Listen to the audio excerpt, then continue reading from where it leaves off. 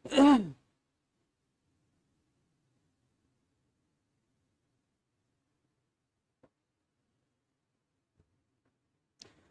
dear students of HSC first year, I welcome all of you in my today's class.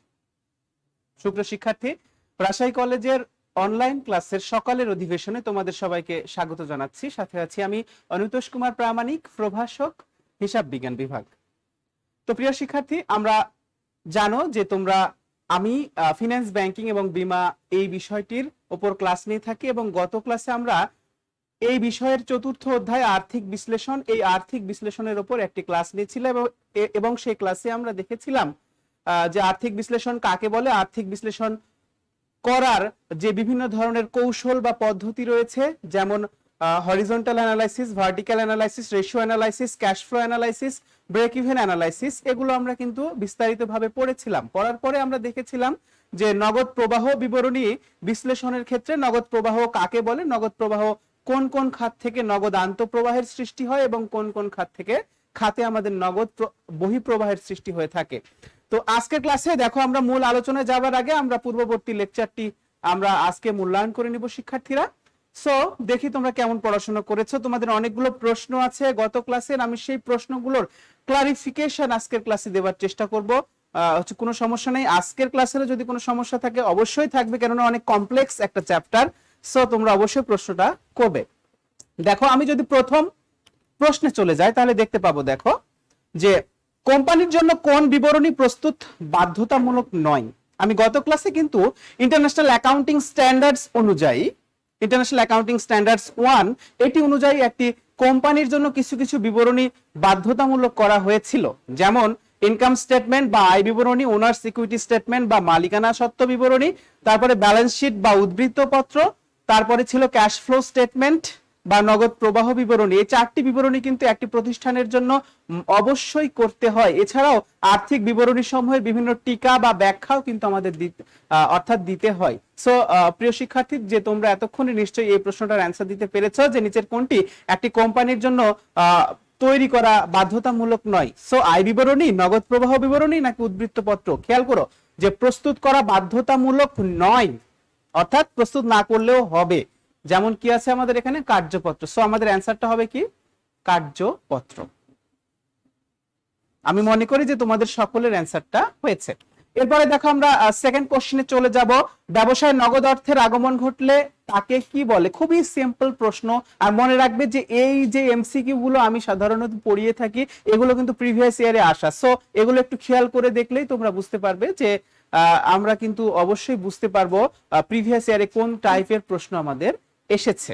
ওকে, এরপরে দেখো যে ব্যবসায় নগদ অর্থের আগমন ঘটলে, আগমন মানে আসছে, সো এটাকে বলবো কি আমরা? অ্যান্সার হবে আন্তঃপ্রবাহ। যদি আমাদের চলে যায়, পরিশোধ করা হয়, প্রদান করা হয়, তাহলে সেটা হবে কি আমাদের বহিঃপ্রবাহ। সুপ্রিয় শিক্ষার্থী, আমরা আমাদের শেষ প্রশ্নটাতে চলে যাব। দেখো, খুব ইম্পর্টেন্ট একটি প্রশ্ন এটি। অ্যাকাউন্টিং এবং ফিনান্স দুটি বিষয়েরই কিন্তু একটি প্রশ্ন। তোমরা নিশ্চয়ই এই প্রশ্নটার অ্যান্সার করতে পারবে, কারণ তোমরা অ্যাকাউন্টিং এর ফার্স্ট চ্যাপ্টারটা ভালোভাবে পড়েছো, অ্যাকাউন্টিং ইকুয়েশনটা ভালো করে শিখেছো, তাহলে এই প্রশ্নটার আমার অ্যান্সার দিতে পারবে। এই প্রশ্নটাও কিন্তু আমাদের প্রিভিয়াস ইয়ারে এসেছে। প্রিয় শিক্ষার্থী, দেখো যে একটি প্রতিষ্ঠানের 2018 সালে স্থায়ী সম্পত্তি ছিল 1 লাখ টাকা, চলতি সম্পত্তি ছিল 3 লাখ টাকা, ব্যাংক ঋণ 2 লক্ষ টাকা এবং অন্যান্য দায়, অর্থাৎ আমাদের ব্যাংক ঋণের পাশাপাশি যে আরো বিভিন্ন ধরনের দায় থাকতে পারে, যেমন বন্ধকি ঋণ থাকতে পারে, পাওনাদার বা প্রদেয় হিসাব থাকতে পারে, প্রদেয় বিল, প্রদেয় নোট থাকতে পারে। তো এই ধরনের অন্যান্য আয় বা দায় রয়েছে আমাদের কত? 50,000 টাকা হলে 2018 সালে কোম্পানির মূলধন কত ছিল?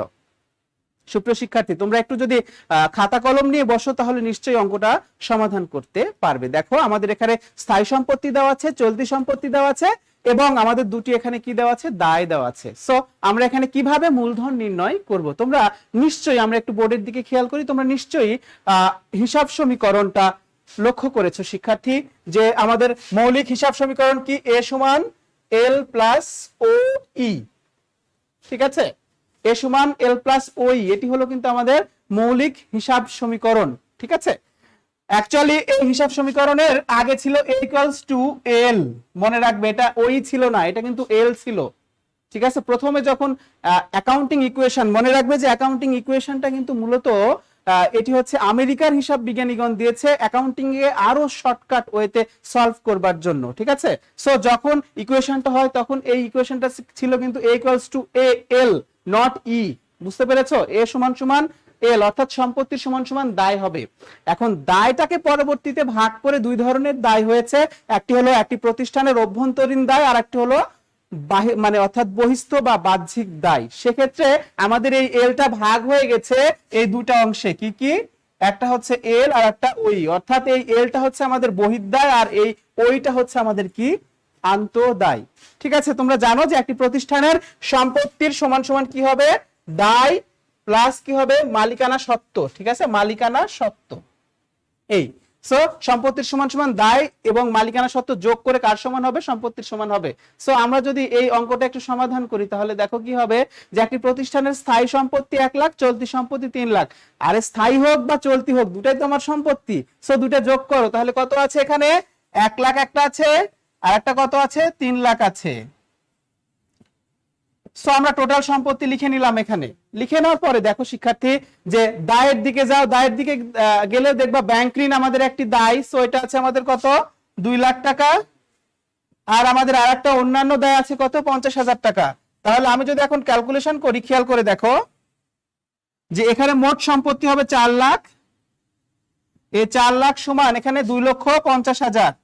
এখন আমাদের বের করতে হবে কি? মূলধন বের করতে হবে। ঠিক আছে, মনে রাখবে, আমি তোমাদের ক্লারিফিকেশনের জন্য একটু বলে রাখি যে ওনার্স ইকুইটির আরো অনেকগুলো নাম রয়েছে। যেমন মনে করো এটা শুধুমাত্র, এটাকে আমরা কিন্তু ক্যাপিটাল বলতে পারি, সি। ঠিক আছে, আবার এটাকে কিন্তু আমরা কি বলতে পারি? খেয়াল করে দেখো ভালো করে, পিই বলতে পারি। পিই মানে যদি কারবারটি আমার এক মালিকানা কারবার হয় তাহলে সেটির নাম ওই বা সি হতে পারে। যদি কারবারটি আমার অংশীদারি ব্যবসায় হয় তাহলে নামটা পিই বা প্রোপ্রাইটরস বা প্রোপ্রিয়েটরস বা পার্টনার্স ইকুইটি হতে পারে। খেয়াল করো, যদি আমাদের অংশীদারি কারবার হয় তাহলে পার্টনার্স ইকুইটি হবে। আবার এর নামটা কিন্তু আবার এসইও হতে পারে যদি সেটি কোম্পানিটা আমাদের কি হয়ে থাকে, যদি মানে প্রতিষ্ঠানটা আমার কোম্পানি হয়ে থাকে, তখন এই ইকুইটিটা কিন্তু কার হয়ে যায়? Share holders equity. সো এটার কিন্তু অনেকগুলো নাম আছে। ঠিক আছে, আবার এটাকে কখনো কখনো কিন্তু শুধুমাত্র পিও বলা হয়ে থাকে। ঠিক আছে, সো ওইকে ভাঙলে কিন্তু আমরা এরকম 4টা জিনিস পাই। কি কি? একটা শুধু পি, একটা সি, একটা পি, একটা এসি। এখন কোনটা কোন ক্ষেত্রে আমি বলে রাখলাম, মনে রাখবে। ওই বা ওনার্স ইকুইটি, পি বা প্রোপ্রিয়েটরশিপ, তারপরে কি আছে? ক্যাপিটাল। এই তিনটা কিন্তু ইউজ করা হয় এক মালিকানা কারবারের ক্ষেত্রে। ঠিক আছে, আর আমাদের অংশীদারি কারবারের ক্ষেত্রে ইউজ করা হয় পিই বা পার্টনার্স ইকুইটি। ওকে, আর যদি আমাদের প্রতিষ্ঠানটি কোম্পানি হয় তাহলে সেই ক্ষেত্রে আমরা ওই না লিখে এসি বা শেয়ার হোল্ডার্স ইকুইটিও লিখতে পারি। সো এখানে খেয়াল করো, আমাদের মালিকানা সত্ত্ব মানে কি? আমাদের সি। আর সি ফর কি বলতো? ক্যাপিটাল। ক্যাপিটাল মানে মূলধন। সো আমাদের এখানে এই অঙ্কটাতে মূলধন নির্ণয় করতে হবে। দেখো আমাদের সমান সমান এটা হোয়াট, তাহলে আমরা নিশ্চয়ই এখান থেকে এটা ক্যালকুলেশন করতে পারবো। ঠিক আছে, আমরা যদি ওই সমীকরণের সমাধানের অঙ্কে চলে যাই তাহলে 4 লক্ষ মাইনাস 2,50,000 দিলে আমরা কি পেয়ে যাব? এখানে এই যে ওনার সিকিউরিটিটা আমরা পেয়ে যাব। সো আমাদের ওনার সিকিউরিটি কত হবে? এখানে 1,50,000 টাকা। সো প্রিয় শিক্ষার্থী, যে তোমরা নিশ্চয়ই এতক্ষণ অঙ্কটা সমাধান করতে পেরেছো। যে আমাদের অঙ্কে কি দেওয়া আছে? আমাদের অঙ্কে সম্পত্তি দেওয়া ছিল, সম্পত্তির মধ্যে দুটা সম্পত্তি দেওয়া ছিল, একটা চলতি সম্পত্তি 1 লাখ এবং স্থায়ী সম্পত্তি 3 লাখ। তাহলে আমার টোটাল সম্পত্তি হলো কত? 4 লাখ। একইভাবে দায় দেওয়া ছিল আমাদের কত? 2 লাখ এবং অন্যান্য দায় দেওয়া ছিল কত? 50,000। সো আমাদের টোটাল দায় হয় কত? 2,50,000। তাহলে মালিকানা সত্ত্ব, আর মালিকানা সত্ত্বের অপর নাম মূলধন, এর অপর নাম প্রোপ্রাইটরশিপ, এর অপর নাম পার্টনার্স ইকুইটি, এর আবার অপর নাম শেয়ার হোল্ডার্স ইকুইটি। সবগুলো কিন্তু একই। সো আমরা এখানে মূলধনটা নির্ণয় করব। সো আমরা এখানে মূলধন নির্ণয় করলাম কিভাবে? 4 লক্ষ থেকে 2,50,000 টা মাইনাস করে দিলে আমাদের মূলধন হবে কত? আমাদের 1,50,000 টাকা। সো এখানে আমাদের অ্যান্সার কোনটা হবে? দেখো তো, আমাদের অ্যান্সার হবে 1,50,000। নিশ্চয়ই তোমরা 3টি প্রশ্নের ভালো মতো অ্যান্সার দিতে পেরেছো শিক্ষার্থী। চলো আমরা আজকের লেকচারে চলে যাই। আজকের পাঠ হচ্ছে, আমরা জানি যে আমি উচ্চ মাধ্যমিক হিসাব মানে উচ্চ মাধ্যমিক ফাইন্যান্স, ব্যাংকিং এবং বীমা প্রথম পত্র ফিন্যান্সের 4র্থ অধ্যায় আর্থিক বিশ্লেষণের আজকে 2 নম্বর ক্লাস নিব এবং আজকে আমরা নগদ প্রবাহ বিশ্লেষণ নিয়ে আমরা কথাবার্তা বলবো। প্রিয় শিক্ষার্থী, দেখো গত ক্লাসে আমরা যা আলোচনা করেছিলাম ঠিক আজকে তার পর থেকে আলোচনাটা শুরু করব। সো আজকের ক্লাসে কি কি আলোচনা করব আমরা একটু দেখে নিই। নাম্বার 1 যে নগদ প্রবাহের শ্রেণী বিভাগ ব্যাখ্যা করতে পারবে। নাম্বার 2 গুরুত্বপূর্ণ অনগদ কার্যক্রম, অর্থাৎ একটি প্রতিষ্ঠানে নগদ টাকার পাশাপাশি যে আরো ইম্পর্টেন্ট কিছু নন ক্যাশ ট্রানজাকশন বা অনগদ লেনদেন হয়ে থাকে সেই ধরনের লেনদেনগুলো বা কার্যক্রমগুলো কি কি এটা কিন্তু আমরা দেখতে পারবো। এরপরে দেখো যে নগদ প্রবাহ বিবরণী তৈরির যে বিভিন্ন ধরনের পদ্ধতি আছে, দুটি পদ্ধতি প্রত্যক্ষ এবং অর্থাৎ পরোক্ষ পদ্ধতি রয়েছে, এই দুটি পদ্ধতিরও কিন্তু আমরা আজকে ব্যাখ্যা করতে পারবো। সো এই তিনটি বিষয় নিয়ে আমরা আজকের ক্লাস। আমাদের ফার্স্ট টপিকে যাওয়ার আগেই দেখো আমরা গত ক্লাসে একটু নগদ প্রবাহ বিবরণী নিয়ে একটু কথাবার্তা বলে থাকি। যে নগদ প্রবাহ মানে আমরা বলেছিলাম যে নগদ অর্থের আগমন বা নির্গমন, অর্থাৎ নগদ অর্থ আসলে অথবা প্রদান করলে সেটাকে আমরা নগদ প্রবাহ বলে থাকি। সো নগদ প্রবাহ কিন্তু দুই ধরনের হতে পারে, একটি নগদ আন্তঃপ্রবাহ হতে পারে আর একটি হলো নগদ বহিঃপ্রবাহ হতে পারে, অর্থাৎ নগদ টাকা আসবে অথবা নগদ টাকা যাবে। ঠিক আছে, সো নগদ প্রবাহ বললে কিন্তু আমাদের দুইটা এখানে মনে রাখতে হবে, হয় অর্থাৎ আন্ত এবং বহি, এই দুটো মিলেই কিন্তু আমাদের কি হয়, নগদ প্রবাহটা হয়। সো যে বিবরণীর মাধ্যমে আমরা এই নগদ টাকার আগমন এবং নির্গমনটা লিখে রাখি সেটিকে আমরা নগদ প্রবাহ বিবরণী বলে থাকি। এরপরে শিক্ষার্থীরা আমরা দেখেছিলাম যে এই নগদ প্রবাহ বিবরণী থেকে কেন আমরা করি, এটা থেকে কি কি জানা যাবে, এটা থেকে জানা যাবে যে কোন কোন উৎস থেকে আমাদের নগদ অর্থাৎ নগদ টাকাটা এসেছে আর কোন কোন উৎসে আমরা সেই নগদ টাকাটা প্রদান করে দিয়েছি বা পরিশোধ করে দিয়েছি, এবং ফাইনালি এই আগমন এবং নির্গমনটা সমন্বয় করে দিলে আমার হাতে এখন কত টাকা আছে সেটা কিন্তু আমরা পেয়ে যাব। মূলত এই তিনটি উদ্দেশ্যে কিন্তু আমরা নগদ প্রবাহ বিবরণীটা বিশ্লেষণ করে থাকি। নেক্সট আমরা পড়েছিলাম যে নগদ আন্তঃপ্রবাহের সৃষ্টি হয় বিভিন্ন ধরনের ট্রানজাকশনের মাধ্যমে, অর্থাৎ নগদ টাকা আসে, যেমন নগদে পণ্য বিক্রয় করলে, কারো কাছ থেকে টাকা পেলে কিংবা অন্য যে কোনো ধরনের প্রাপ্তি হলেই কিন্তু সেটা আমাদের প্রতিষ্ঠানে টাকা আসে এবং সেটা নগদ আন্তঃপ্রবাহের সৃষ্টি হয়ে থাকে। তোমাদের অনেকেরই প্রশ্ন আছে, স্যার কিভাবে প্রাপ্য হিসাবের হ্রাস বৃদ্ধি কিংবা প্রদেয় হিসাবের হ্রাস বৃদ্ধির মাধ্যমে কিভাবে নগদ আন্ত এবং বহিঃপ্রবাহের সৃষ্টি হয়ে থাকে। আজকের ক্লাসে নিশ্চয়ই তোমাদের সেই সমস্যাটা অবশ্যই তোমাদের কি হয়ে যাবে, ক্লিয়ার হয়ে যাবে। সো এগুলো ছিল আমাদের কি বিভিন্ন ধরনের নগদ আন্তঃপ্রবাহের উৎস। এরপরে দেখো আমাদের নগদ বহিঃপ্রবাহেরও কিছু উৎস ছিল, যেমন পণ্য বিক্রয় করলে নগদ টাকা আসে, ঠিক তার অপোজিট ভাবে নগদে যদি পণ্য ক্রয় করো তখন আমাদের কাছ থেকে নগদ টাকা চলে যায়। আবার যে কোনো ভাবে আমরা যদি কোনো টাকা পরিশোধ করে দিই, প্রদান করে দিই, তারপরও কিন্তু আমাদের নগদ টাকা আমাদের কাছ থেকে চলে যায়। এখানেও প্রশ্ন ছিল যে কিভাবে প্রাপ্য হিসাবের বৃদ্ধি কিংবা প্রদেয় হিসাবের হ্রাস এটা কিভাবে নগদ বহিঃপ্রবাহের সৃষ্টি করে। তোমরা এই নিয়ে অনেক প্রশ্ন করেছো, আজকে আমি সেগুলো সমাধান দেবার চেষ্টা করেছি। দেখো কতিপয় নগদ প্রবাহের ব্যাখ্যা, অর্থাৎ এখানে আমি তোমাদের যে সমস্যাটা ছিল, প্রথম সমস্যাটা খেয়াল করে দেখো, প্রাপ্য হিসাব হ্রাস এটি কেন একটি প্রতিষ্ঠানের নগদ আন্তঃপ্রবাহ। ঠিক আছে, আমরা জানি যে প্রাপ্য হিসাবের আরেকটি নাম হলো দেনাদার। ঠিক আছে, সো এই দেনাদারটা বা প্রাপ্য হিসাব কখন সৃষ্টি হয়? প্রাপ্য হিসাব কিন্তু সবসময় বাকিতে বিক্রয়ের মাধ্যমেই কিন্তু আমাদের প্রাপ্য হিসাবের সৃষ্টি হয়ে থাকে। এখন এই প্রাপ্য হিসাব হ্রাস পাওয়া মানেই যে তুমি যার কাছ থেকে টাকা প্রতিষ্ঠান পাবে। এখন কোনো কারণে যদি প্রাপ্য হিসাব হ্রাস পেয়ে যায়, অর্থাৎ তুমি যার কাছ থেকে টাকা পাবে সেই ব্যক্তির পরিমাণ যদি কমে যায়, তার মানে তুমি নিশ্চয়ই আমাদের প্রতিষ্ঠান কি হয়েছে, ক্রেতাদের কাছ থেকে অর্থ আদায় করেছে। আর যখনই অর্থ আদায় করেছে প্রতিষ্ঠান, এর মানে কি প্রতিষ্ঠানে নগদ টাকা এসছে। সো এটাকে আমরা নগদ আন্তঃপ্রবাহ বলতে পারি। আমি যদি একটু ডেসক্রিপশনে চলে যাই, দেখো বাকিতে বিক্রয় থেকে, সুন্দর করে আমি লিখে দিয়েছি পয়েন্ট আকারে, যে বাকিতে বিক্রয় থেকে আমরা জানি যে প্রাপ্য হিসাবের সৃষ্টি হয়। আর যখনই প্রাপ্য হিসাব হ্রাস পায় তখনই কি হয় আমাদের, এর মানে হচ্ছে ক্রেতাদের কাছ থেকে আমার অর্থ আদায় হয়ে গেছে, অর্থ আদায় হয়েছে বিধায় কিন্তু আমার প্রাপ্য হিসাব হ্রাস পায়। ঠিক আছে, আর যখনই অর্থটা আদায় হওয়া মানেই কি আমাদের নগদ আন্তঃপ্রবাহের সৃষ্টি হয়েছে। ঠিক আছে, আশা করি তোমরা কিভাবে প্রাপ্য হিসাব হ্রাস পেলে নগদ আন্তঃপ্রবাহের সৃষ্টি হয় এটা তোমরা নিশ্চয়ই বুঝতে পেরেছো। এরপরে দেখো আমার পরের প্রশ্নটা, সেটা হচ্ছে প্রাপ্য হিসাবের বৃদ্ধি এটি কিভাবে নগদ বহিঃপ্রবাহের সৃষ্টি হয়ে থাকে। তোমরা অনেকে প্রশ্ন করেছিলে গতদিনের পরেও অনেকে, আমি সমাধান দেবার পরেও অনেকের প্রশ্ন ছিল এটা, যে আসলে স্যার কিভাবে এটা হচ্ছে অ্যাকচুয়ালি নগদ বহিঃপ্রবাহ হয়। আমি খুব সুন্দরভাবে এখানে ব্যাখ্যা দেবার চেষ্টা করেছি। মনে রাখবে যে প্রাপ্য হিসাব হ্রাস বা বৃদ্ধি যাই হোক না কেন, প্রাপ্য হিসাবের সৃষ্টি হয় বাকিতে বিক্রয়ের মাধ্যমে। আর মনে রাখবে যে প্রাপ্য হিসাব বৃদ্ধি পাওয়া মানেই মনে রাখবে যে তুমি বেশি পরিমাণ বাকিতে বিক্রি করেছো, অর্থাৎ বিক্রয়ের তুলনায় তুমি ক্রেতাদের কাছ থেকে কম অর্থ আদায় করতে পেরেছো, আর কম অর্থ আদায় করতে পেরেছো বিধায় তোমার প্রাপ্য হিসাব কি হয়ে গেছে, বৃদ্ধি পেয়ে গেছে। অর্থাৎ যে নগদ আদায় নিট বিক্রয়ের তুলনায় কমে গেছে, আর যখনই নগদ আদায় বিক্রয়ের তুলনায় কমে যায় তখনই সেটাকে আমরা নগদ বহিঃপ্রবাহ বলে থাকি। আমি আবারও বলছি যে প্রাপ্য হিসাব মানে এটি আমাদের বাকিতে বিক্রয় থেকে প্রাপ্য হিসাবের সৃষ্টি হয়, আর প্রাপ্য হিসাব বৃদ্ধি পেলে মনে রাখবে যে বিক্রয়ের তুলনায় ক্রেতাদের কাছ থেকে কম অর্থ আদায় করেছো বিধায় তোমার প্রাপ্য হিসাবটা বৃদ্ধি পেয়েছে। আর প্রাপ্য হিসাব বৃদ্ধি পাওয়া মানে তোমার নগদ আদায়টা বিক্রয়ের তুলনায় তুমি অনেক কম আদায় করেছো, ফলে তোমার এটা কি হয়েছে, নগদ বহিঃপ্রবাহের সৃষ্টি হয়েছে।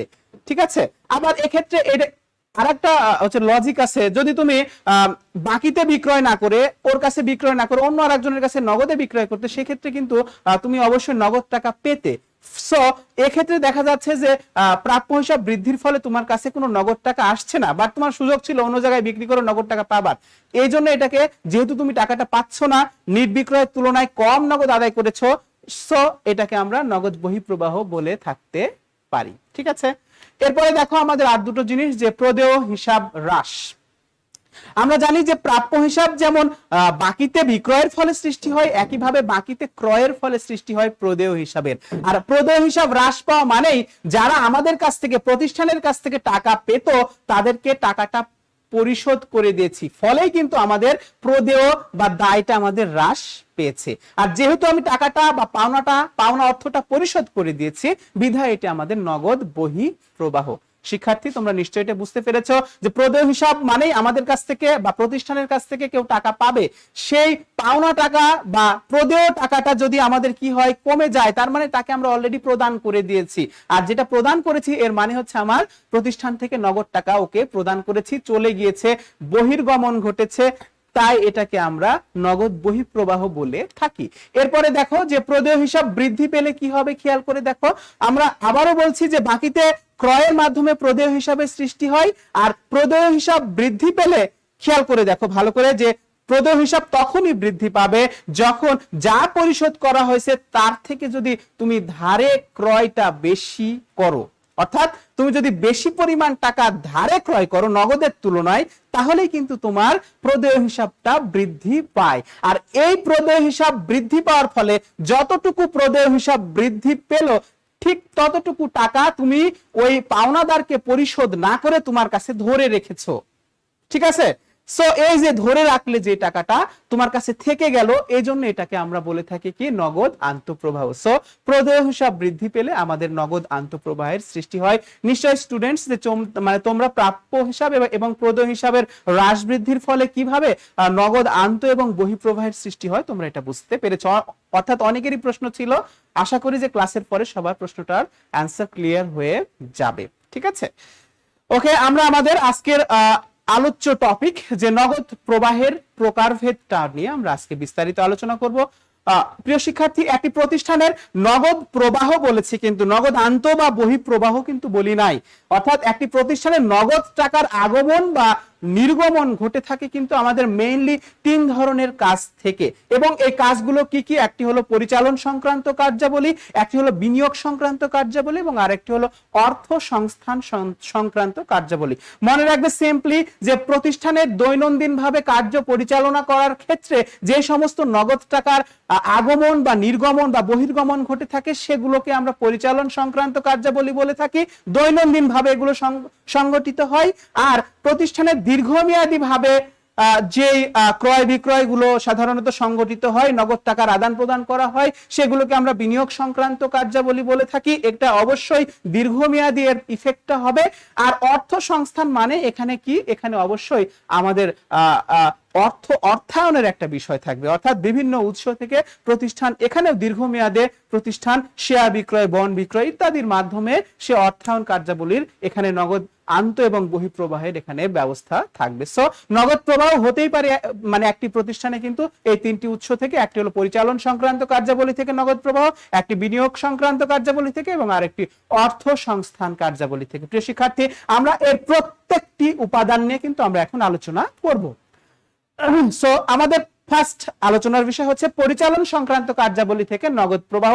আমি একটু আগেও বলেছি, দেখো খেয়াল করো, যে দৈনন্দিন ভাবে সংগঠিত বা দৈনন্দিন আয় এবং ব্যয় বা খরচের ক্ষেত্রে সংগঠিত যে নগদ টাকার আগমন বা নির্গমনের মাধ্যমে যে প্রবাহটা হয় সেটাকে আমরা পরিচালন সংক্রান্ত কার্যাবলী থেকে নগদ প্রবাহ বলে থাকি। সো দৈনন্দিন ভাবে বিভিন্ন ধরনের পণ্যদ্রব্য উৎপাদন বা এবং বিক্রয় সংক্রান্ত যে কার্যক্রম, এটাকে আমরা পরিচালন সংক্রান্ত কার্যাবলী বলতে পারি। আবার আয় সৃষ্টিকারী বিভিন্ন ধরনের কার্যক্রম এবং লাভ লোকসান নির্ণয়ের সাথে জড়িত বিভিন্ন ধরনের কার্যক্রম, যেমন আমাদের বেতন মজুরি অথবা পরিচালন, বিভিন্ন ধরনের আয় আছে এবং ব্যয় যে বা খরচ যেগুলো আছে সেগুলোর সমন্বয়ে কিন্তু আমাদের এই পরিচালন সংক্রান্ত কার্যাবলী থেকে নগদ প্রবাহের সৃষ্টিতা হতে পারে। সো এই পরিচালন সংক্রান্ত কার্যাবলী থেকে আমাদের কোন কোন আন্তঃপ্রবাহের সৃষ্টি হয় আর কোন কোন বহিঃপ্রবাহের সৃষ্টি হয় আমরা একটু দেখে নেব। দেখো এখানে দেওয়া আছে যে পরিচালন কার্যাবলী থেকে নগদ আন্তঃপ্রবাহ হবে যদি তুমি পণ্যটা বিক্রি করে সেখান থেকে নগদ টাকা পাও, অথবা কোনো সুদ পাও, অথবা খুবই ইম্পর্টেন্ট একটি জিনিস লভ্যাংশ পাও।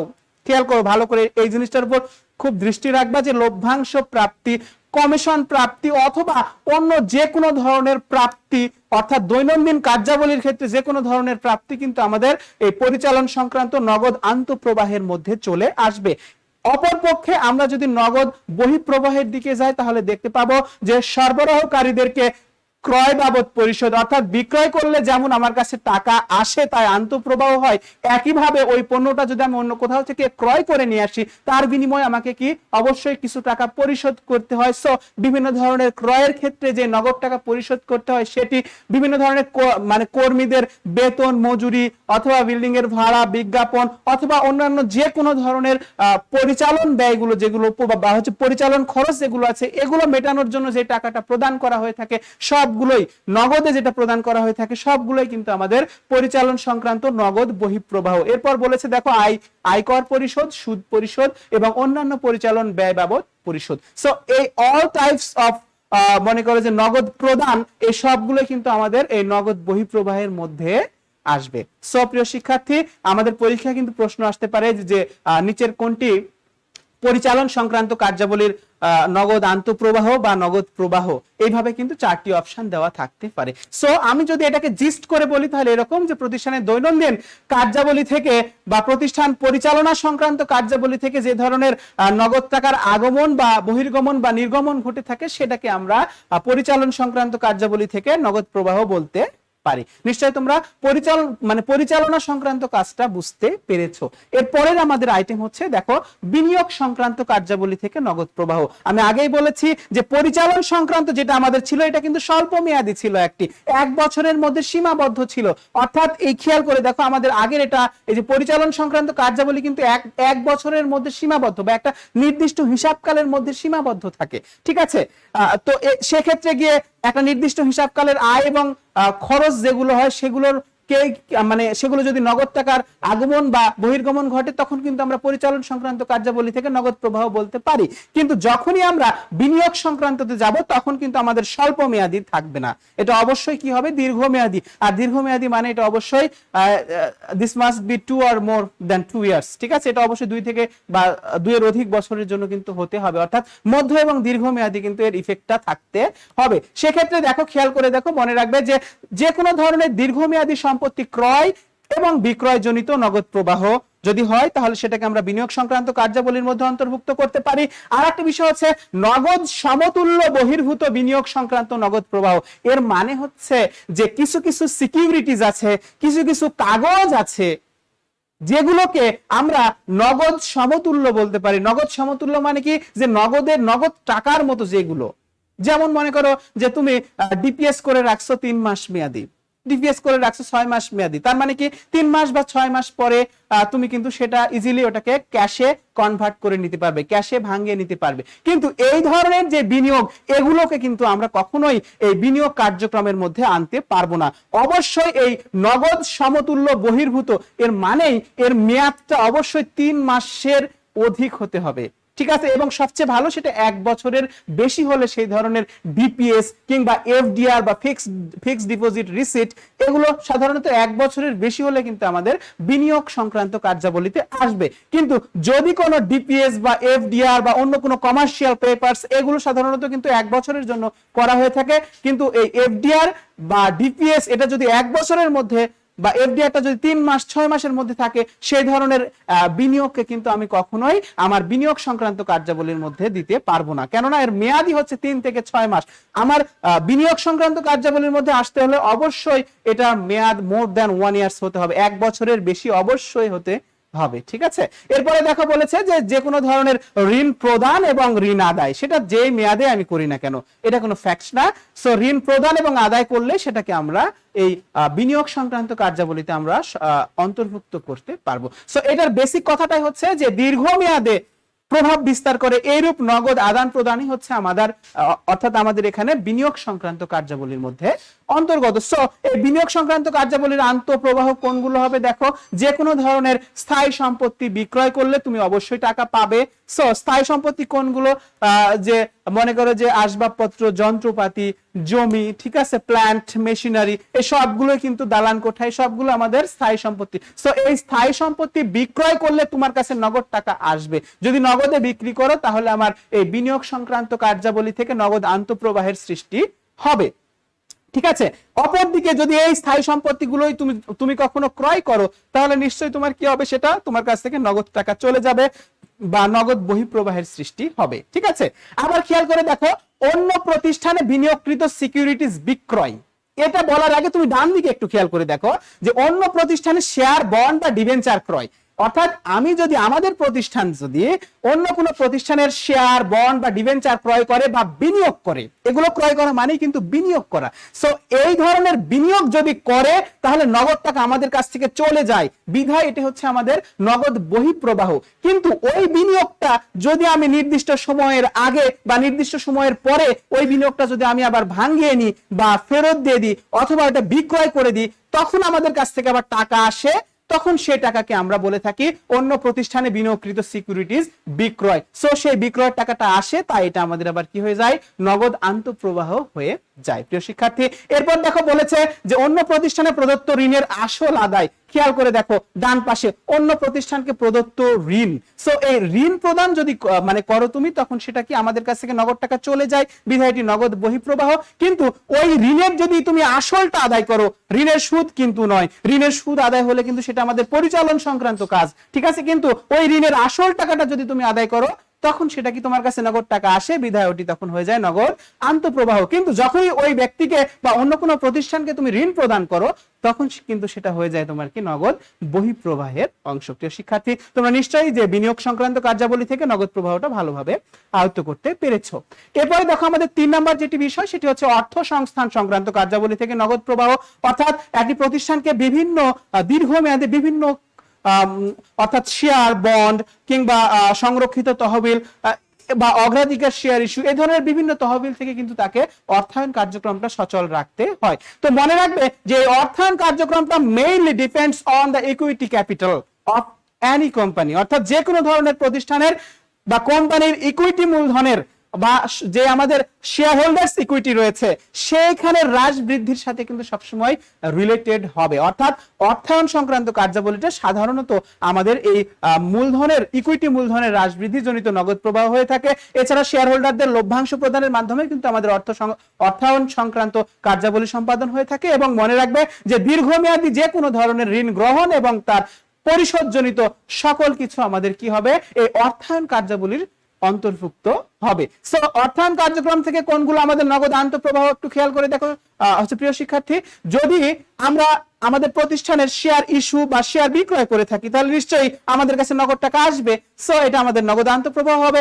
একইভাবে আমাদের প্রতিষ্ঠান যদি বাইরের কোনো প্রতিষ্ঠানের কাছে বা অন্য কোনো ব্যক্তির কাছে বন্ড বা ডিবেঞ্চার এগুলো যদি ইস্যু বা বিক্রয় করে থাকে, তাহলে নিশ্চয়ই আমাদের কাছে কি থাকবে, অবশ্যই নগদ টাকা আসবে, বিধায় এগুলো আমাদের নগদ আন্তঃপ্রবাহ হবে।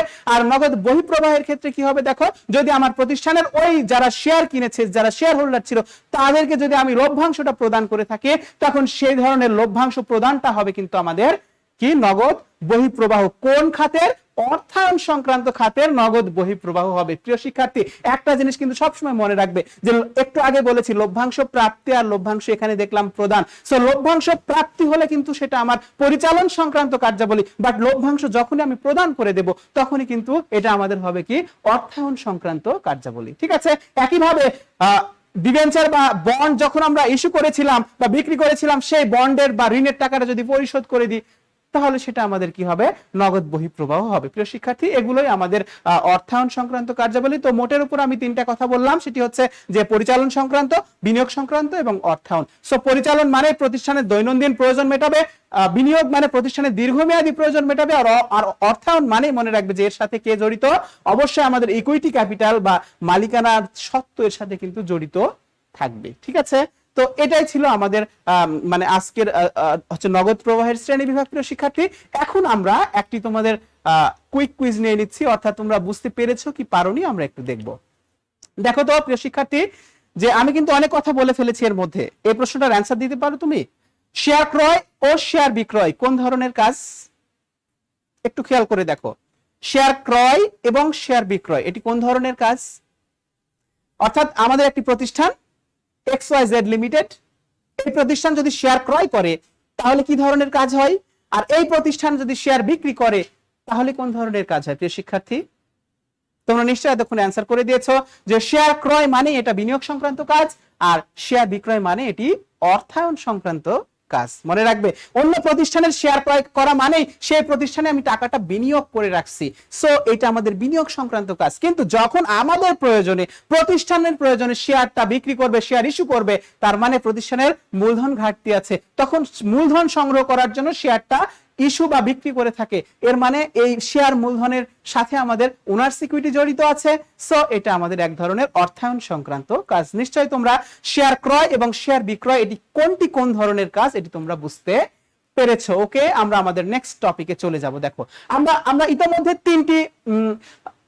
তিনটি কাজ, নগদ প্রবাহের তিনটি কাজ কিন্তু আমরা শিখে ফেলেছি, একটি পরিচালন, একটি বিনিয়োগ এবং একটি অর্থায়ন সংক্রান্ত কাজ। প্রিয় শিক্ষার্থী, এখানে 6টি আমাদের লেনদেন দেওয়া আছে, এখান থেকে তোমাকে নগদ প্রবাহের শ্রেণী বিভাগটা করতে হবে। তোমরা একটু যদি খেয়াল করে দেখো যে রোহিত লিমিটেড 2017 সালে সংগঠিত লেনদেনগুলো নিম্নরূপ, এখানে হচ্ছে কিছু লেনদেন দেওয়া আছে, এগুলো থেকে আমাকে কি করতে হবে? লাস্টে দেখো লেখা আছে উপযুক্ত লেনদেনগুলো থেকে নগদ প্রবাহের শ্রেণী বিভাগ, তার মানে ওই তিনটা শ্রেণীতে তোমাকে সাজাতে হবে। ঠিক আছে, সো এখানে দেখো 1 নম্বরে বলেছে কি যে কাঁচামাল ক্রয় বাবদ পরিশোধ 15,000 টাকা। আচ্ছা, কাঁচামাল ক্রয় এটি কি প্রতিষ্ঠানের পরিচালন সংক্রান্ত কাজ, বিনিয়োগ নাকি অর্থায়ন সংক্রান্ত কাজ? আচ্ছা বলো তো শিক্ষার্থী, যে কাঁচামাল ক্রয় না করলে কি আমার প্রতিষ্ঠানের উৎপাদন হবে? হবে না। আর উৎপাদন না হলে কি আমার প্রতিষ্ঠানের বিক্রয় ঠিক থাকবে? থাকবে না। সো বিক্রয় ঠিক না থাকলে আমাদের দৈনন্দিন কোনো কাজই ঠিক থাকবে না। সো আমরা বুঝতেই পারছি যে কাঁচামাল ক্রয় এটা কি আমাদের একটা পরিচালন সংক্রান্ত কাজ। সো এই অঙ্কটা যখন আমরা সমাধান করব তখন আমরা বোর্ডে যদি একটু খেয়াল করে দেখি তাহলে অবশ্যই তোমরা যেটা করবে সেটি হচ্ছে যে সুন্দর করে একটি ছক টেনে নিবা। ছকটা একটু যদি টেনে নাও তাহলে এরকম হবে বিষয়টা। দেখো,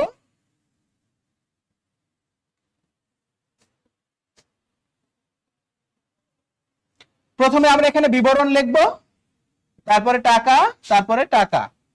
ওকে, এখানে লিখবা রোহিত লিমিটেড, এসে প্রথমে আমরা কি লিখবো? পরিচালন সংক্রান্ত কাজ।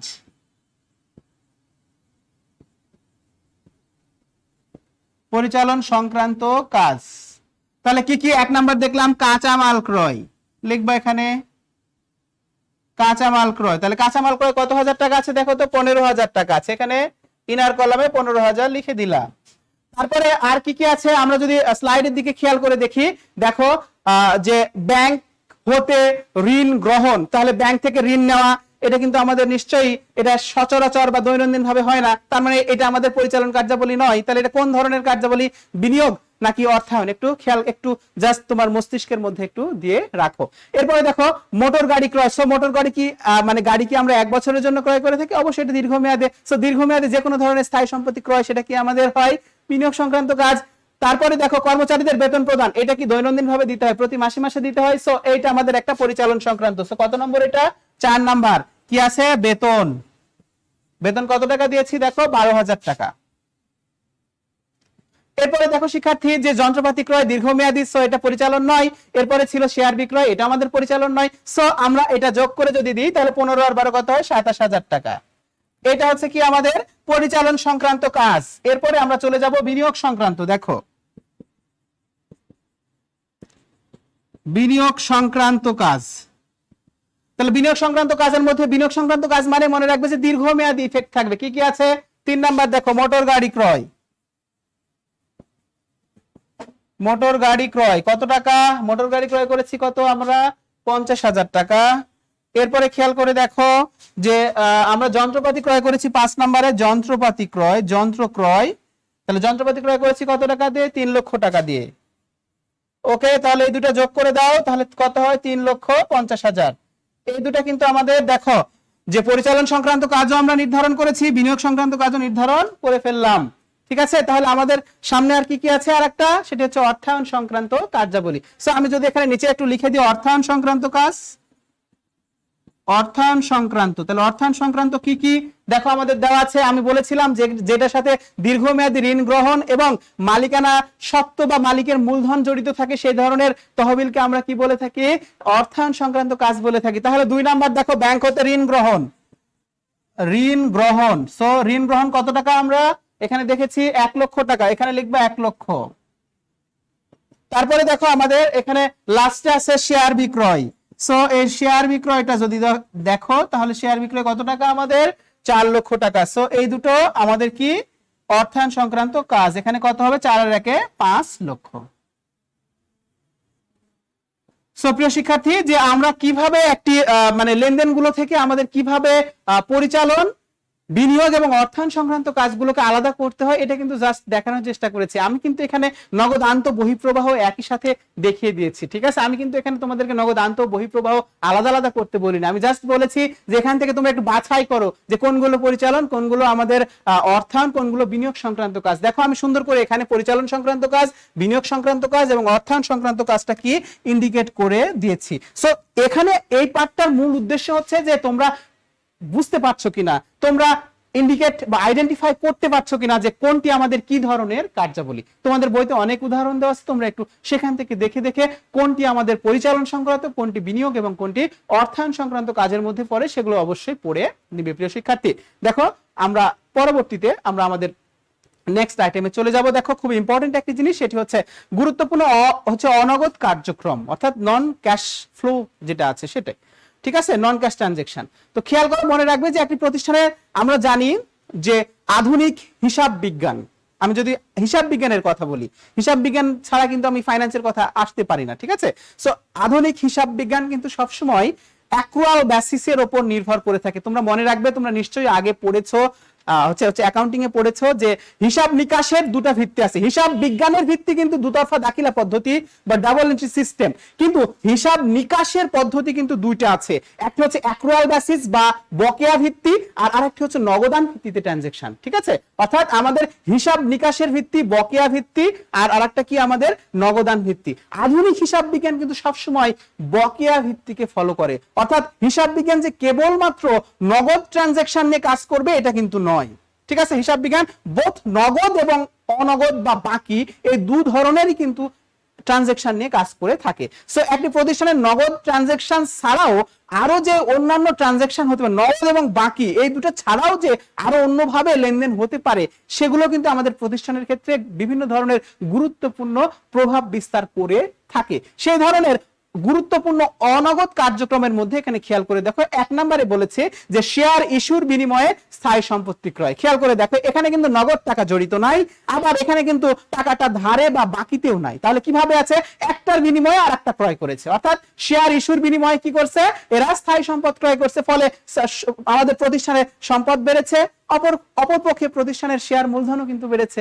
এর ফলে কিন্তু এটা কোনো ক্যাশ ট্রানজাকশন এখানে হয়নি, এই জন্য এটা একটা কি আমাদের অনগদ কার্যক্রম। সো এটা কিন্তু ভালো করে মানে তোমাদের এই অনগদ কার্যক্রমটা ভালোভাবে দেখতে হবে। এরপরে দেখো বন্ডকে সাধারণ শেয়ারে রূপান্তর। কোন কোন প্রতিষ্ঠান অনেক সময় ঋণ পত্রকে কখনো কখনো সাধারণ শেয়ারে রূপান্তর করে, তার মানে কি তখন কি হয়? ঋণপত্রটা কমে যায় আর শেয়ার মূলধনটা বেড়ে যায়।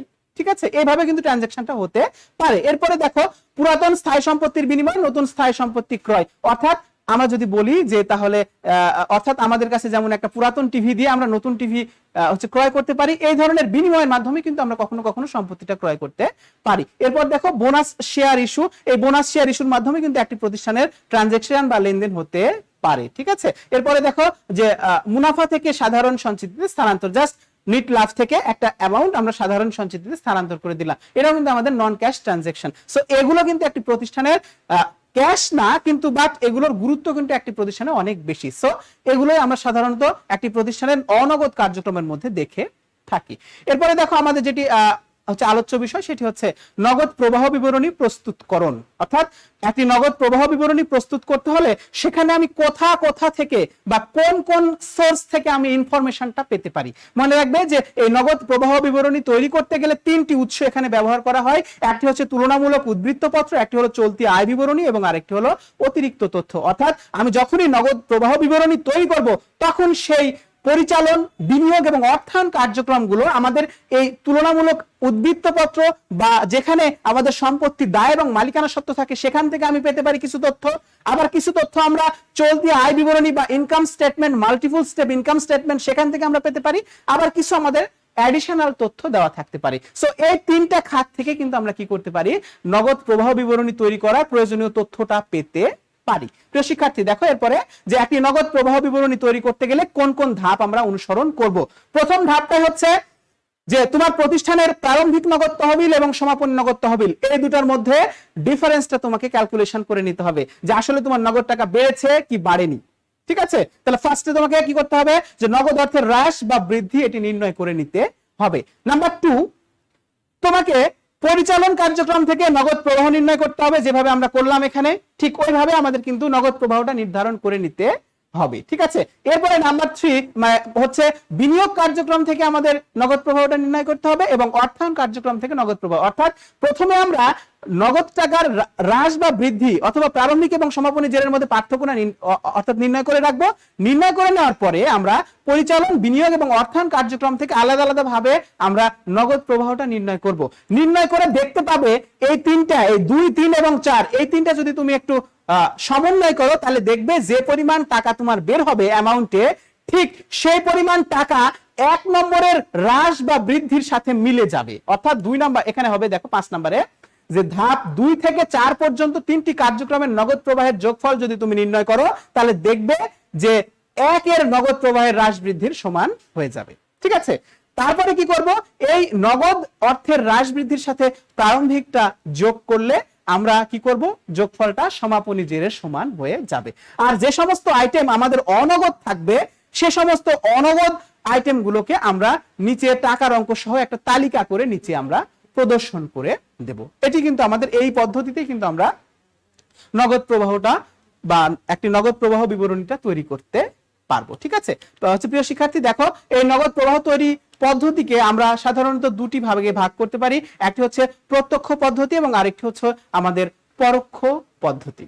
ঠিক আছে, তো প্রত্যক্ষ পদ্ধতি খুবই সহজ, যে পদ্ধতিতে শুধুমাত্র নগদ টাকা যে যে খাত থেকে আসছে সবগুলো প্রাপ্তিগুলো এক সাইড করব, আর সেখান থেকে কি করব, নগদ প্রদানটা আর এক সাইড করব। সো প্রাপ্তি থেকে প্রদানটা মাইনাস করে দিব, তাহলে যে ব্যালেন্সটা হবে তাহলে আমরা নগদ প্রবাহের ব্যালেন্সটা পেয়ে যাব। এটি কিন্তু আমাদের প্রত্যক্ষ পদ্ধতি। কিন্তু পরোক্ষ পদ্ধতিতে যখনই যাব তখনই মনে রাখবে যে এখানে ঝামেলা আছে। ঝামেলাটা হচ্ছে পরিচালন কার্যাবলীর মধ্যে কিছু কিছু আইটেম থাকে যেগুলো অনগদ ট্রানজেকশন, যেমন অবচয় একটি অনগদ ট্রানজেকশন।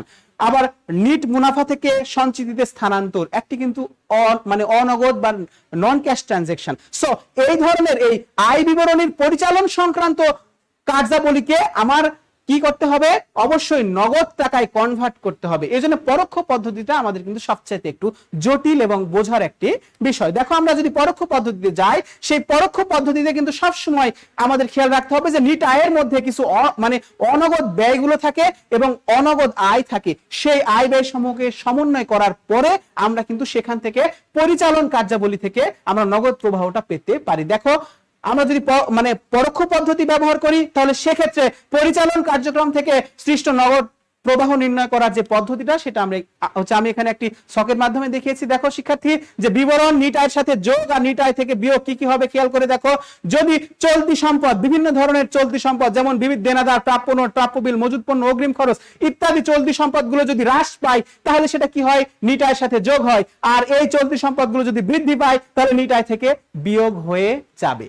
ঠিক আছে, এর তথ্য এই হ্রাস পেল কি বৃদ্ধি পেল এর তথ্য কিন্তু আমাদের অঙ্কে দেওয়া থাকবে, আমাদের তুলনামূলক একটি উদ্বৃত্তপত্র দেওয়া থাকবে। সেখান থেকে আমি বুঝতে পারবো যে আগের বছরে কত ছিল বা বছরের শুরুতে কত ছিল আমার চলতি সম্পত্তি, বছরের শেষে কত হয়েছে। সো সেখানে যদি আমি হ্রাস বা বৃদ্ধি দেখতে পাই, যদি চলতি সম্পত্তি হ্রাস পায় তাহলে নিট আয়ের সাথে যোগ হবে, আর যদি বৃদ্ধি পায় তাহলে আমাদের নিট আয় থেকে কি হবে, বিয়োগ হয়ে যাবে। একইভাবে দেখো চলতি দায়ের ক্ষেত্রে বিভিন্ন ধরনের চলতি দায় যেমন বকেয়া খরচ সমূহ, প্রদেয় হিসাব বা প্রদেয় নোট বা প্রদেয় বিল, পাওনাদার বা প্রদেয় সমূহ, এই সবগুলো যদি আমাদের বৃদ্ধি পায় তাহলে সেটা নিট আয়ের সাথে যোগ, আর যদি এটা হ্রাস পায় তাহলে এটা নিট আয় থেকে বিয়োগ হবে। চলতি সম্পত্তিতে যা হয় চলতি দায় ঠিক তার অপোজিট হবে। যেমন চলতি সম্পত্তি হ্রাস পেলে যোগ, বৃদ্ধি পেলে বিয়োগ হয়, কিন্তু চলতি দায়টা বৃদ্ধি পেলে যোগ আর হ্রাস পেলে বিয়োগ হবে। ঠিক আছে, এরপরে দেখো যে অবচয়, অবলোপন এবং স্থায়ী সম্পদ বিক্রয়জনিত যে ক্ষতিগুলো আছে এই ক্ষতিগুলো আমাদের নন ক্যাশ ট্রানজাকশন বা অনগদ লেনদেন। সো এই অনগদ লেনদেনগুলোকে আমরা কি করব, নিট আয়ের সাথে সবসময় কি করে দেব, যোগ করে দেব। একইভাবে স্থায়ী সম্পদ বিক্রয়জনিত লাভটা আমরা কি করে দেব, নিট আয় থেকে আমরা বিয়োগ করে দেব। এইভাবে কিন্তু আমরা এই পরিচালন কার্যক্রম থেকে নিট নগদ প্রবাহ পাবো যদি আমরা নিট আয়ের সাথে কিছু জিনিস যোগ করি এবং কিছু জিনিস বিয়োগ করি। সো কোনগুলো যোগ করব কোনগুলো বিয়োগ করব তোমরা নিশ্চয়ই এতক্ষণে বুঝতে পেরেছো। এরপরে দেখো বিনিয়োগ সংক্রান্ত কার্যাবলী থেকে যদি আমি নগদ প্রবাহ নির্ণয় করতে চাই তখন কি করব খেয়াল করে দেখো। যদি যে কোনো ধরনের দীর্ঘমেয়াদী বা স্থায়ী সম্পত্তি বিক্রয় করি তাহলে নিট আয়ের সাথে যোগ করব, আর যদি সেই সম্পত্তিগুলো ক্রয় করি দীর্ঘমেয়াদী তাহলে আমি এটা নিট আয় থেকে কি করে দেব, বিয়োগ করে দেব। ঠিক আছে, মানে এটা খুবই সহজ যে যে কোনো ধরনের স্থায়ী সম্পত্তি অর্থাৎ বিক্রয় করলে নগদ টাকা আসে তাই এটা নিট আয়ের সাথে যোগ করব, আর এটা ক্রয় করতে গেলে আমার কাছ থেকে নগদ টাকা চলে যায় তাই আমরা কি করব, নিট আয় থেকে এটা বিয়োগ করে দেব। এরপরে দেখো আমরা যদি অর্থায়ন কার্যক্রম থেকে নিট নগদ প্রবাহ নির্ণয় করতে চাই তখন কি হবে খেয়াল করে দেখো প্রিয় শিক্ষার্থী। এখানে দেখো আমরা আমাদের এই নিট আয়ের ক্ষেত্রে সবসময় মনে রাখবে যে প্রতিষ্ঠান যদি কখনো শেয়ার বা ঋণপত্র বা অগ্রাধিকার শেয়ার এগুলো যদি বিক্রয় করে বা ইস্যু করে তাহলে সেক্ষেত্রে আমরা কি করতে পারি, সেটা কিন্তু আমাদের সবসময় এটা আমাদের নিট আয়ের সাথে যোগ হবে। আর যদি এগুলো যদি আমরা পরিশোধ করে দিই, অর্থাৎ যে কোনো ধরনের বন্ড বা ঋণপত্র এগুলো যদি আমরা পরিশোধ করে দিই অথবা লভ্যাংশ প্রদান করে দিই তাহলে এটা আমরা নিট আয় থেকে কি করে দেব, আমরা বিয়োগ করে দেব। সো শেয়ার, ঋণপত্র এগুলো বিক্রয় করলে নগদ টাকা আসে তাই এটা যোগ করব, আর এগুলো যখন আমি পরিশোধ করে দেব তখন আমার কাছ থেকে নগদ টাকা চলে যায় তাই আমরা নিট আয় থেকে এটা কি করে দেব, বিয়োগ করে দেব। সো এইভাবে কিন্তু আমাদের পরিচালন, বিনিয়োগ এবং অর্থায়ন কার্যক্রম থেকে আমাদের নগদ প্রবাহটা নির্ধারণ করতে হয়। কোন পদ্ধতিতে, পরোক্ষ পদ্ধতিতে। প্রত্যক্ষ পদ্ধতিতে কোনো ঝামেলা নেই প্রিয় শিক্ষার্থী। তাহলে আমরা একটু টেস্ট নিয়ে নিই। দেখো তো যে লভ্যাংশ প্রাপ্তি আর লভ্যাংশ প্রদান এটি কোন ধরনের কাজ, তোমরা নিশ্চয়ই বলতে পারবে যে আমাদের লভ্যাংশ প্রাপ্তি এটি পরিচালন সংক্রান্ত কাজ, আর আমাদের লভ্যাংশ প্রদান এটি হবে কি আমাদের অর্থায়ন সংক্রান্ত কাজ। মনে রাখবে যে লভ্যাংশ প্রাপ্তি এটি আমাদের পরিচালন সংক্রান্ত কাজ হলে এটি কিন্তু আমাদের অপরিচালনায়, বাট এটা আমরা পরিচালন কার্যাবলীর মধ্যে এটা দিব, কিন্তু লভ্যাংশ প্রদানটা এটা কিন্তু আমাদের একটি অর্থায়ন সংক্রান্ত কাজ। প্রিয় শিক্ষার্থী, যে আমরা প্রত্যক্ষ পদ্ধতির কথা বলেছি এটা কিছুই না, আসলে মনে রাখবে যে নগদ প্রাপ্তিকে একদিক করব, প্রদানকে আলাদা করব। দেখো খেয়াল করে দেখো, এখানে আমরা দেখতে পাবো সবগুলো প্রাপ্তি আমরা যোগ করব, যোগ করে কি করব, প্রদানটা এখান থেকে মাইনাস করে দিব, তাহলে আমরা পরিচালন কার্যাবলী থেকে নগদ প্রবাহটা পেয়ে যেতে পারবো। ঠিক আছে, আজকে ক্লাসে আমি এই নগদ প্রবাহের উপর বিস্তারিত আলোচনা করেছি এবং নগদ প্রবাহের যে তিনটি কাজ রয়েছে, পরিচালন অর্থাৎ বিনিয়োগ এবং অর্থায়ন সংক্রান্ত কাজ, এটি কোন কোন উৎস থেকে নগদ প্রবাহের সৃষ্টি হতে পারে সেটা কিন্তু আমি আলোচনা করবার চেষ্টা করেছি শিক্ষার্থী। সো বাড়ির কাজ হচ্ছে এই তিনটি উৎস থেকে এই নগদ প্রবাহ মানে এটা তৈরি করার যে তিনটি কার্যাবলী আছে এই কার্যাবলীতে কিভাবে আমরা নগদ প্রবাহ পেতে পারি বা নির্ধারণ করতে পারি এর সূত্রটা আছে, এই সূত্রটা সুন্দর করে তোমরা খাতায় নোট করে রাখবে। এইটা নিয়েই কিন্তু আমরা আগামী ক্লাসে একটি নগদ প্রবাহ বিবরণী তৈরি করব এবং সেখান থেকে আমরা সিদ্ধান্ত নিব যে কিভাবে আমরা বিনিয়োগ সিদ্ধান্ত আমাদের নিতে হয়। সো প্রিয় শিক্ষার্থী, আগামী ক্লাসে আমরা ক্যাশ ফ্লো স্টেটমেন্ট প্রিপারেশনের বিষয়ে আমরা একটু কথাবার্তা বলবো। তো সেই ক্লাসের আমন্ত্রণ জানিয়ে তোমরা সবাই ভালো থেকো, সুস্থ থেকো, আর স্বাস্থ্যবিধি সমূহ মেনে চলো। সাবান দিয়ে 20 সেকেন্ড পর পর তোমরা হাত ধুবে এবং মাস্ক পরবে এবং সামাজিক দূরত্ব নিশ্চিত করবে, তাহলে করোনাকে প্রতিরোধ করা যাবে। করোনার সেকেন্ড ফ্লো হয়তোবা শুরু হয়ে গেছে। তোমরা ভালো থেকো, সুস্থ থেকো, তোমাদের সুস্বাস্থ্য কামনা করে আজকে ক্লাস শেষ করছি। সবাইকে অনেক অনেক ধন্যবাদ।